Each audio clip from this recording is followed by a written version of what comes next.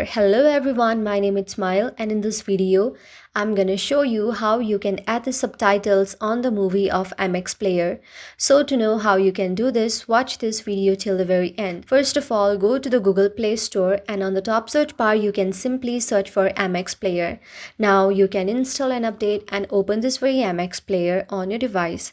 Now you can go to the very download option and then you can simply download any YouTube videos, movies or anything and then watch it right here. Also you can watch whatever videos you have on your very phone as well. If you have any movies and then you can simply open it. So after opening the very video on your MX player, on the top right side you will see three vertical dots. Now from here just tap on the subtitle option. Now tap on the very online subtitle option. Tap on search or upload option if it is not uploaded already. If the very video has subtitle already, then you can simply open it as well.